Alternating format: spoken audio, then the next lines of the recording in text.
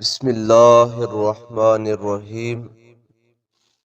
قابل احترام بزرگوں اور دوستوں، الحمدللہ 24 رمضان المبارک 1445 ہجری کی جمعہ نماز فجر ہم سب نے باجماعت ادا کی ہے۔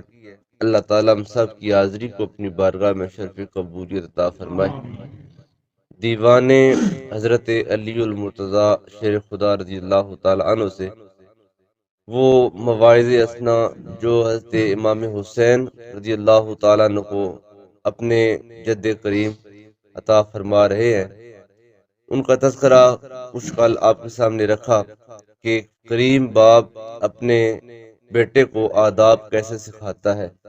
حضور رحمت عالم صلی اللہ علیہ وسلم نے فرمایا کہ والدین اپنے اولاد کو ادب سے بہترین کوئی چیز ورثے میں نہیں دے سکتے۔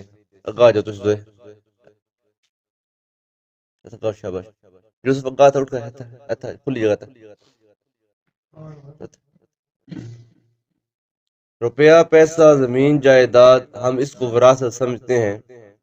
اگر ماں باپ نے جائیدادیں، زمینیں، روپیہ پیسہ، بینک بیلنس اولاد کو دیا لیکن ادب نہیں دیا تو انہوں نے کچھ بھی نہیں دیا۔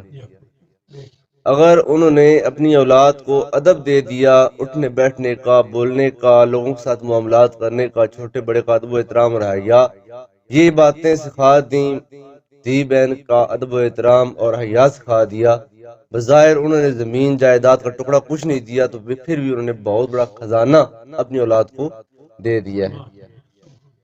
حضرت امام حسین رضی اللہ تعالیٰ عنہ اپنے باپ کے پاس بیٹھے تھے اور حضرت علی المرتضیٰ شیر خدا قرآن کی تلاوت کر رہے تھے، تو حضرت علی رضی اللہ تعالیٰ اپنے بیٹے کو کہتے ہیں، یا بنیا ان الذکر فیہ موعظۃ، یہ جو میرے ہاتھ میں تم قرآن دیکھ رہے ہو نا، یہ ایک ایسا ذکر ہے جس میں اللہ تعالیٰ نے بے شمار نصیحتیں انسان کو کی ہیں۔ آدم علیہ السلام سے لے کر جناب عیسیٰ علیہ السلام تک اللہ نے تمام نبیوں کا تذکرہ اور ان کی امتوں کے حالات قرآن میں بڑے مفصل انداز میں بیان کیے ہیں۔ وہ لوگ جو سیدھے راستے پر چلے رہے، ان کو اللہ تعالیٰ نے کیا کیا انعامات اور کیا کیا اعزاز دیے، وہ بھی قرآن میں موجود ہے۔ اور جو رائے راستے بھٹک گئے اور جنہوں نے اللہ اور اللہ کے رسولوں کی بات کو نہ مانا تو پھر ان پر جو آفتیں اور عذاب نازل ہوئے، وہ بھی اللہ نے قرآن میں ذکر کیے ہیں۔ اور یہ سب ذکر کرنے کے بعد اللہ نے حضرت انسان سے اور خصوصاً اہل ایمان سے مخاطب ہو کر کہا کہ ہم نے تم کو عقل بھی دی ہے، سوچ بھی دی ہے، شعور بھی دیا ہے، تمہارے سامنے ماضی کی یہ باتیں بیان کر دی ہیں، اب تم خود ان میں غور و فکر کرو کہ تم نے کون سا راستہ اختیار کرنا ہے۔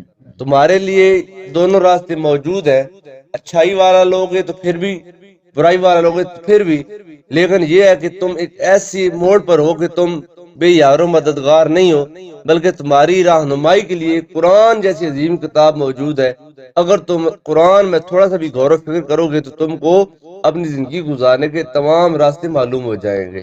فرمایا، یا بنیا ان ذکر فیہ موعظۃ، بے شک قرآن میں بڑی نصیحتیں ہیں، فمن الذی بعظاتہ یتعدب، چل کون ان نصیحتوں پر عمل کرے گا۔ حضور رحمت عالم نے فرمایا کہ جب سرکار اس دنیا سے پردہ فرما رہے تو سرکار نے فرمایا تھا، انی تارک مستقلین، میں تمہارے اندر دو بھاری چیزیں چھوڑ کر جا رہا ہوں، ایک میری عطرت، میری آل، میرا خاندان ہے، اور دوسرا یہ قرآن پاک ہے۔ فرمایا یہ دونوں اپنے لیے لازم ملزوم کا تعلق رکھتے ہیں۔ قرآن کریم کے اولین مخاطب حضور رحمت عالم اور صحابہ کرام اور سرکار کا خاندان ہے۔ آقا کریم نے فرمایا کہ قرآن کے ایک ایک حرف پر اگر تم نے کسی کو عملی کالم میں ڈھلا ہوا دیکھنا ہے تو وہ میری آل کو دیکھ لینا۔ میرا خاندان، میرا قبیلہ، میری آل جو ہے وہ قرآن پر عمل کرے گا تو حضرت علی رضی اللہ تعالیٰ عنہ فرماتے ہیں، اے میرے پیارے بیٹے حسین، کیا قرآن پر ہم کے علاوہ کوئی اور آ کر عمل کرے گا؟ قرآن پر سب سے پہلے ہم نے عمل کرنا ہے۔ اللہ کے رسول نے یہ ہم کو تحفہ عطا فرمایا ہے اور ہمارا تعلق قرآن کے ساتھ اللہ کے رسول نے جوڑا ہے، لہذا فَمِنَ الَّذِي بِعِظَاتِهِ يَتَعَدَّبُ، اس قرآن کی جو نصیحتیں ہیں ان پر کون عمل کرے گا؟ سوالیہ انداز میں پوچھا، اے میرے بیٹے ہم نے ادب کرنا ہے اور ہم نے اس پر عمل کرنا ہے۔ قرآن جو جو کرتا جاتا ہے، کہتا جاتا ہے، ہم نے ایسے کرتے جانا ہے۔ لہٰذا انسان وہی کامیاب ہوتا ہے جو قرآن کے اوامر و نواہی پر، قرآن جو کہتا ہے وہ کرو سو کرو، قرآن جن چیزوں سے منع کرتا ہے یہ نہیں کرو، پھر وہ نہ کرو۔ اگر تم اس لحاظ سے زندگی گزارو گے، تمہاری یہ زندگی بھی کامیاب ہوگی اور تمہاری وہ دائمی زندگی بھی کامیاب ہو جائے گی۔ اب باپ اپنے بیٹے سے کہتا ہے، اقرا کتاب اللہ، اے میرے پیارے بیٹے حسین، کتاب اللہ کی تلاوت کیا کرو، جاہدہ کا بڑی پوری کوشش کے ساتھ، یعنی کہ قرآن کو سست روی کے ساتھ اور الجھن اور پریشانی کے ساتھ نہ کھولنا کرو، بلکہ اپنے تمام تر توجہات کو سمیٹ کر جب قرآن کو کھولو تو قرآن کو پڑھا کرو۔ وَاتْلُهُ فِي مَن يَقُومُ بِهِ هُنَاكَ وَيَنْصِبُ، فرمایا کہ ان لوگوں میں ہو کر قرآن کو پڑھا کرو جو قرآن کو پوری کوشش کے ساتھ اور اپنی ذمہ داری سمجھ کر تلاوت کرتے ہیں۔ قرآن کوئی غیروں کے لیے نہیں آیا، یہ کوئی غیروں کا کلام نہیں ہے، قرآن تمام کلاموں کا سردار کلام ہے۔ تورات، زبور، انجیل، دیگر تمام صحائف وہ نیچے ہیں، قرآن ان تمام آسمانی اور روحانی کلاموں کا امام ہے، اور قرآن اس اللہ کا بھیجا ہوا ہے جو پوری کائنات کا خالق اور مالک ہے۔ اس یعنی کہ بات کو مد نظر رکھ کر قرآن کو کھولا کرو کہ قرآن میرے اللہ کا کلام ہے، لہٰذا میں نے دنیا کے جیسے کلاموں میں، جیسے کہ ہم دنیاوی علوم میں بڑی محنت کرتے ہیں، رات گئے تک ہمارے بچے جو طالب علم ہیں وہ پڑھتے رہتے ہیں، سارا دن پڑھتے رہتے ہیں، کبھی اسکول جا رہے ہیں، کبھی ٹیوشن جا رہے ہیں، کبھی کدھر دھکے کھا رہے ہیں، صرف اس لیے کہ کوئی اچھا ٹیوشن والا مل جائے، کوئی اچھا ٹیوٹر مل جائے، کوئی اچھا ٹیچر مل جائے تاکہ میرا کچھ بن جائے۔ جیسے دنیاوی علوم میں تم اتنی جد و جہد کر رہے ہو، محنت کر رہے ہو، کبھی تم کوئی ایسا قاری بھی ڈھونڈ لو، کوئی ایسا استاد بھی ڈھونڈ لو، کوئی ایسا عالم ڈھونڈ لو جو تم کو قرآن کے معانی، قرآن کے مطالب، قرآن کے مفاہیم کھول کھول کر، اور قرآن کے اندر جو نور ہے وہ کھول کھول کر بیان کرے تاکہ تمہاری آنکھیں اس سے روشن ہو جائیں۔ آگے حضرت علی فرماتے ہیں، اے میرے بیٹے، یتفکر و تخشع و تقرب، جب بھی قرآن کو کھولو تو قرآن میں غور و فکر کرو، اور قرآن کو خشوع و خضوع کے ساتھ پڑھو، اور قرآن کو اللہ کا قرب حاصل کرنے کے لیے تلاوت کیا کرو۔ حضرت علی رضی اللہ تعالیٰ عنہ کا قول ہے، آپ فرماتے ہیں، ناجر البلاغہ میں آپ کو پورا ایک خطبہ موجود ہے جس میں آپ نے قرآن کی فضیلت بیان کی، فرمایا اگر تمہارا یہ دل کرے کہ تم اللہ تعالیٰ کے ساتھ باتیں کرو، تم اللہ سے باتیں کرو، میں اللہ کا بندہ ہو کر اللہ سے باتیں کرنا چاہتا ہوں، فرمایا پھر نماز پڑھا کرو۔ نماز میں بندہ ڈائریکٹ ہو جاتا ہے خدا تعالیٰ کے ساتھ۔ الصلاۃ معراج المومنین، حدیث پاک ہے، فرمایا کہ نماز بندے مومن کی معراج ہے۔ معراج کسے کہتے ہیں؟ معراج ہوتی کیا ہے؟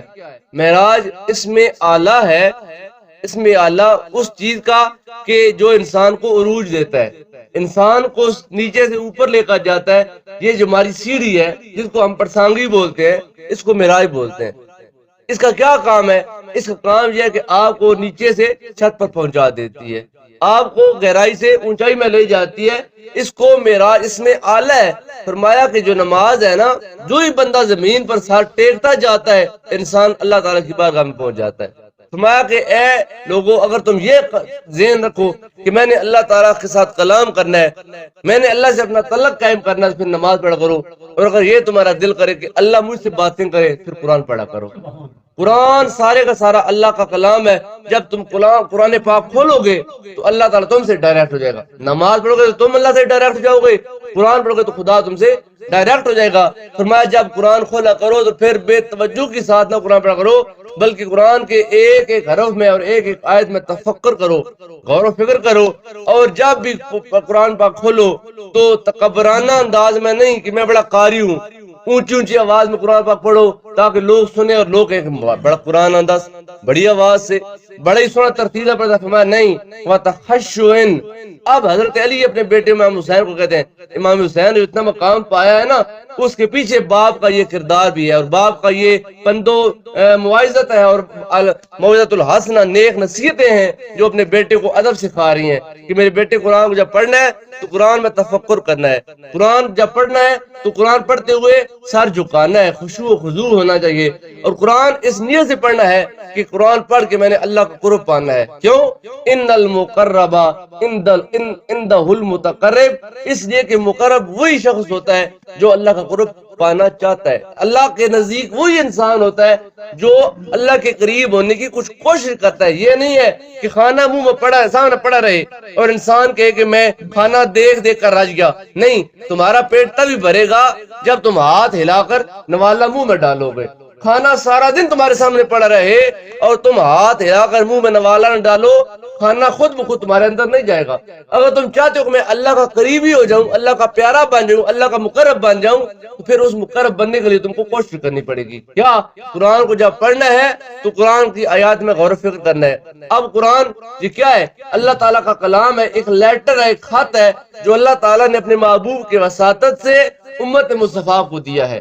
ہم کون ہیں؟ ہم مسلمان ہیں، اور ہم جس خطے سے تعلق رکھتے ہیں، ہماری زبان مادری ہے پنجابی اور ہم اردو بولتے ہیں، پنجابی بولتے ہیں، لیکن قرآن تو عربی میں ہے. اب قرآن ہمارے پاس اللہ کا پیغام آیا ہے، وہ اور زبان میں، ہماری اور زبان ہے.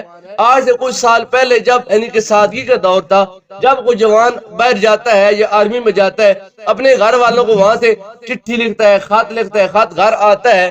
اب نہ باپ پڑا ہوا ہے، نہ ماں پڑی ہوئی ہے، نہ گھر کے کوئی اور بندہ پڑا ہوا ہے. جب چٹھی بیٹے کی آتی ہے تو پھر آپ کیا کرتے تھے؟ پھر آپ ماسٹر کے پاس جاتے تھے، کہتے تھے ماسٹر جی چٹھی پڑھائے پتر کی آتی ہے. اب اس چٹھی کو اس ماسٹر نے پڑھا کیونکہ اس کا تعلق علم کے ساتھ ہے، اس کا تعلق اس چیز کے ساتھ ہے کہ اس کے اندر کیا لکھا ہوا ہے، وہ آپ کو پڑھ کے سناتا ہے کہ آپ کا بیٹا یہ کہنا چاہتا ہے. اب قرآن ہمارے پاس آئے ایک ایسی زبان میں جو زبان ہماری ہے ہی نہیں ہے. ہم اردو بولنے والے، پنجابی بولنے والے، سادہ زبان بولنے والے، قرآن تو عربی میں ہے. اب قرآن اللہ کا کلام ہے اور اللہ کا خط ہے، اللہ کے لیٹر جو ہمارے نام آئے جس پر ہم نے عمل کرنا ہے. عمل کیسے کریں جب ہم کو سمجھ ہی نہیں آ رہی؟ لہٰذا اس کو سمجھنے کے لیے ہم کو جیسے ایک ماسٹر کی ضرورت ہے، ایک ٹیچر کی ضرورت ہے، ایک ٹرینر کی ضرورت ہے، ایک عالم کی ضرورت ہے، ایک قاری کی ضرورت ہے، جس کے پاس ہم بیٹھیں، قرآن پڑھیں، اپنے آپ کو پیش کریں کہ قاری صاحب میں 4 آیتیں پڑھتا ہوں، مہربانی فرمائے ذرا اس کو سنیں، میری اصلاح کریں. اس کے اندر اللہ کیا بیان کر رہا ہے ذرا اس کو مجھے کھول کر بیان کریں. اللہ نے مجھے خط بھیجا ہے، میں اس خط پر عمل کرنا چاہتا ہوں، ذرا بتائیں کہ یہ کیا قرآن کہتا ہے. قرآن کے اندر کیا کیا اللہ پاک نے احکامات نازل فرمائے ہیں. فرمایا جب تم یہ نظریہ لے کر قرآن کھولو گے تو پھر تم خود بہت اللہ تعالیٰ کے قریب ہو جاؤ گے. ان المقرب عندہ المتقرب، کیونکہ اللہ کا قریبی وہی ہوتا ہے جو قریب ہونے کی کوشش کرتا ہے. وَعْبُدْ إِلَٰهَكَ ذَا الْمَعَارِجِ مُخْلِصًا، اے میرے پیارے بیٹے حسین، اللہ تعالیٰ کی عبادت بڑے خلوص کے ساتھ کرنا، کیونکہ ذا المعارج جو اللہ ہے نا وہ بڑا بزرگی والا ہے. اس کی شان، اس کا مقام، اس کا سٹیٹس بہت اونچا ہے. جتنا اس کا مقام اونچا ہے اس کے مقام کو مد نظر رکھ کر تم نے اللہ کے سامنے حاضر ہونا ہے، بے توجہ کے ساتھ نہیں. جب ہم کسی چودھری، کسی راجہ وڈیرہ کے پاس جاتے ہیں نا، کسی بڑے عظیم بندے کے پاس جاتے ہیں تو ہم اس کی بیٹھ کب حیا کرتے ہیں، یار یہاں پر کوئی شرارت نہ کرنا، کوئی ایسا کام نہ کرنا، کوئی ایسی بات منہ سے نہ نکالنا جو اس کو یعنی کہ ناگوار گزرے اور اس کی توجہ مجھ سے ہٹ جائے، یا نظر کرم، نظر نیز مجھ سے ہٹ جائے. جب ہم اللہ کے حضور حاضر ہوتے ہیں تو پھر ہماری توجہ ہر لمحہ اللہ تعالیٰ کے گھر یعنی کہ ذکر میں ہونی چاہیے. یہ اللہ کا گھر ہے، جب ہم اللہ کے گھر میں آتے ہیں تو اللہ کے مہمان بن جاتے ہیں. جب اللہ کے مہمان بن گئے تو پھر باتیں تو اللہ کی کرنی چاہیے، اللہ سے باتیں کرنی چاہیے، یا نماز پڑھنی چاہیے، یا قرآن پڑھنا چاہیے، یا اللہ کا ذکر کرنا چاہیے.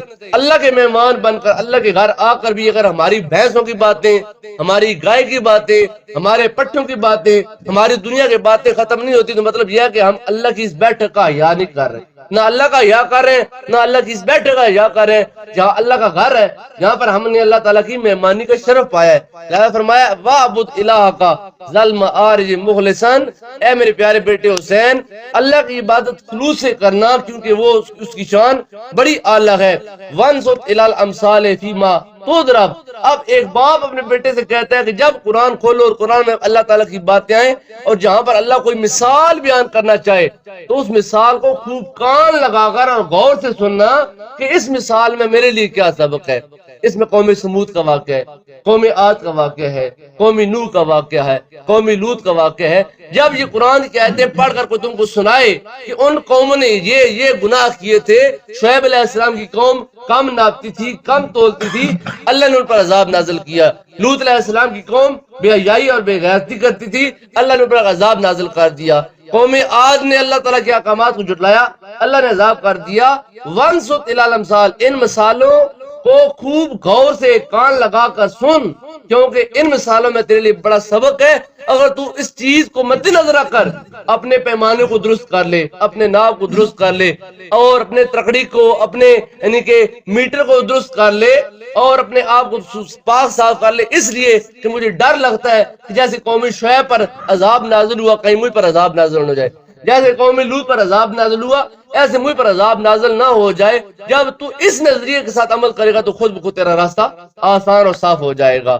وَإِذَا مَرَرْتَ بِآيَةٍ مَخْشِيَّةٍ، جب تو تلاوت کرتے کرتے ایک ایسی آیت کے پاس سے گزرے جس آیت میں خوف خدا ہو، خشیت ہو۔ اب سنیں، قرآن پاک پڑھا جاتا ہے، قاری صاحب تلاوت کر ہوتے ہیں، اِذَا السَّمَاءُ انفطرت وَإِذَا الْكَوَاكِبُ انتَثَرَتْ، یہ ساری عذاب کی آیتیں ہیں، اور ہم آگے کیا کہتے ہیں؟ سبحان اللہ، سبحان اللہ، محفل ہوتی ہے، تلاوت قاری صاحب کر رہے ہیں، تلاوت ہو رہی ہے عذاب کی آیتوں کی۔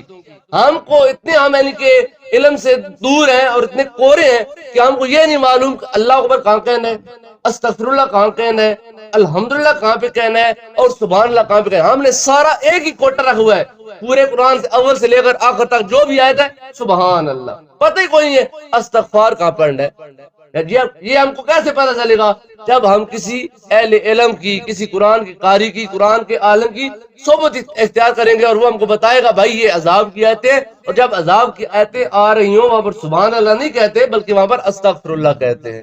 اللہ تعالیٰ کے عذاب سے بچنے کے لیے کہتے ہیں مالک اس عذاب سے ہم کو بچا۔ حضرت علی فرماتے ہیں وَإِذَا مَرَرْتَ بِآيَةٍ مَخْشِيَّةٍ تَصِفُ الْعَذَابَ، اے میرے پیارے بیٹے، جب تو قرآن پڑھ رہا ہو اور کسی ایسے آیت کے پاس سے گزرے جس آیت میں عذاب کا ذکر ہوا ہے، فقف، تو پھر ٹھہر جا، رک جا، وہاں پر رک جا، وَدَمْعُكَ تَقْصِبْ، اور وہاں پر تیری آنکھوں سے آنسو آنے چاہیے۔ اتنا تمہارے دل میں اللہ کا ڈر آئے کہ یا اللہ تیرا عذاب اتنا سخت ہے کہ جب آسمان پھٹ جائے گا، جب سورج بے نور ہو جائے گا، جب چاند بکھر جائے گا، تارے سارے بکھر جائیں گے، اور جب ان کے سمندر سارے اول پڑیں گے، قرآن پاک کہتا ہے وَإِذَا الْبِحَارُ سُجِّرَتْ، اور جب ہم سمندر کو آگ لگا دیں گے۔ انسان کہتا ہے کہ یہ کیا معاملہ ہے؟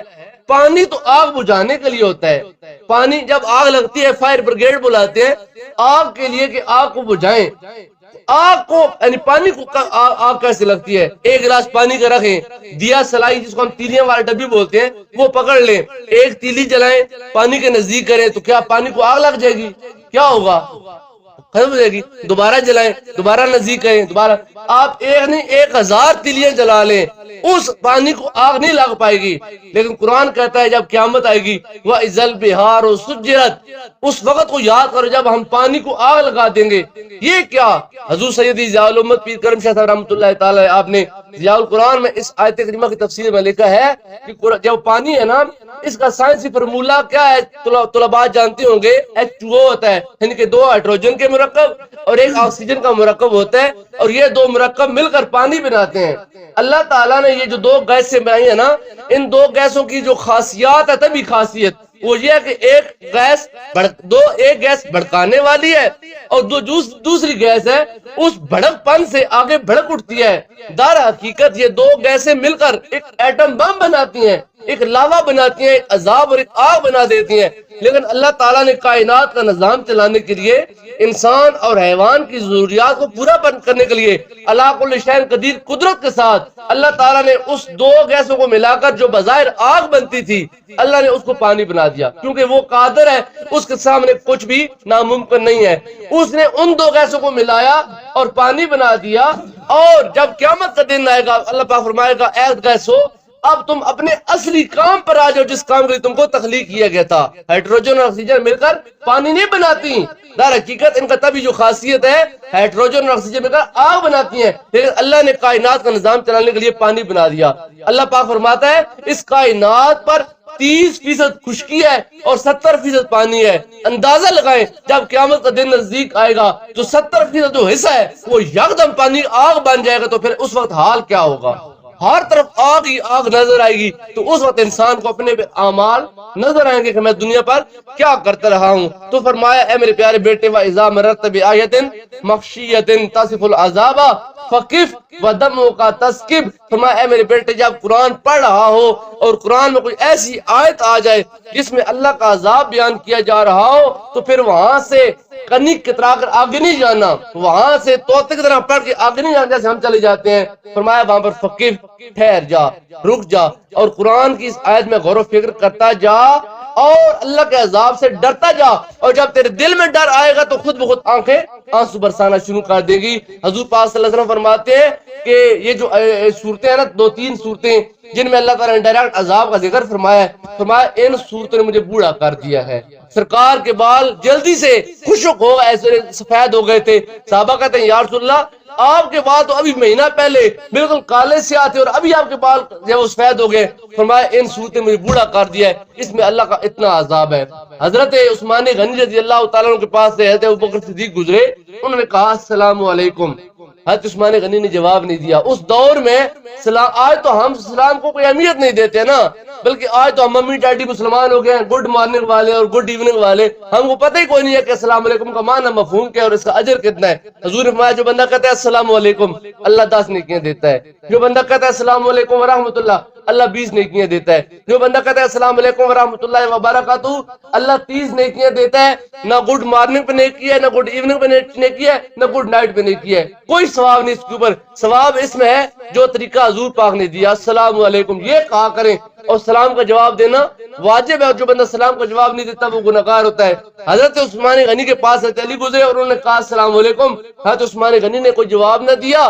حضرت علی پریشان ہو گئے کہ کیا معاملہ، عثمان نے میرے سلام کا جواب نہیں دیا۔ وہ قرون اولیٰ کے سچے مسلمان تھے، وہ صحابہ کرام میں جا کر بیٹھے، انہوں نے کہا یار مجھے ایسے لگتا ہے عثمان منافق ہو گیا ہے، عثمان نے میرے سلام کا جواب نہیں دیا۔ ابوبکر صدیق اور حضرت علی آئے اور آ کر کہا عثمان کیا معاملہ، علی نے تم کو سلام کیا تم نے جواب کیوں نہیں دیا؟ انہوں نے بولا کب سلام کیا ہے؟ انہوں نے کہا ابھی میں تھوڑی دیر پہلے آپ کے پاس سے گزرا اور آپ ادھر بیٹھے ہوئے تھے، میں نے آپ کو سلام کیا۔ انہوں نے کہا واللہ مجھے کوئی پتہ نہیں آپ نے مجھے سلام کیا، کیونکہ میں قرآن کے ان عذاب کی آیتوں میں پھنسا ہوا تھا، میرے سامنے اللہ کا عذاب ہی تھا، میں قرآن پڑھ رہا تھا، اور جب میں نے قرآن میں عذاب کی آیتیں پڑھی ہیں تو میرے سامنے وہ جہنم کا سارا منظر آ گیا، جہنم کے سارے نظارے آ گئے۔ میں تو ان آیتوں میں غور کر رہا تھا، مجھے تو پتہ ہی کوئی نہیں ہے کہ آپ نے سلام کیا نہیں۔ اے میرے بھائی میرا دل بھی ایماندار ہے، میرا جسم بھی ایماندار ہے، میں آپ کو سلام کا جواب دیتا ہوں۔ تو ہم سب قرآن پاک پڑھتے ہیں لیکن ہم کو کچھ ایسی فیلنگ نہیں ہوتی، بس ہم طوطے کی طرف پڑھ کر چلے جاتے ہیں۔ اس لیے میرے پیارے بھائیوں، میرے بزرگوں اور دوستوں، اگر میں آپ سے یہ کہوں کہ وہ لوگ ہاتھ کھڑا کریں جو قرآن پڑھے ہوئے ہیں تو شاید اس پورے مجمع میں سے آدھے سے کچھ زیادہ لوگ ہوں گے جو ایسے کہیں کہ ہم نے قرآن پاک پڑھا ہوا ہے۔ اگر میں آپ سے یہ پوچھوں کہ وہ لوگ ہاتھ کھڑا کریں کہ جنہوں نے قرآن پاک ترجمے سے پڑھا ہوا ہے، کوئی بندہ ہاتھ نہیں اٹھائے گا کہ میں نے قرآن پاک اللہ یعنی الحمد سے لے کر والناس تک ترجمے سے پڑھا ہے، جبکہ ہم کو پڑھنا ہے۔ جب تک ہم قرآن پاک کو ترجمے کے ساتھ نہیں پڑھیں گے تب تک ہم کو نہیں پتہ چلے گا کہ ہمارے نام کیا لیٹر آیا، کیا خط آیا اور اللہ پاک ہم سے کیا کہنا چاہتا ہے۔ اس لیے وقت کا تقاضا ضرورت یہ ہے کہ خالی طوطے کی طرح قرآن پاک نہ پڑھے۔ رمضان میں پورا قرآن پاک ختم کرنا فرض کوئی نہیں ہے، لیکن قرآن پاک کا ایک رکوع بھی اگر پورے رمضان میں آپ ترجمے کے ساتھ، تفسیر کے ساتھ اور وضاحت سے پڑھ لیں گے تو آپ کے لیے پورے قرآن پاک پڑھنے سے زیادہ ثواب باعث بنے گا۔ اللہ پاک مجھے اور آپ سب کو عمل کرنے کی توفیق عطا فرمائے۔ وآخر دعوانا ان الحمدللہ رب العالمین۔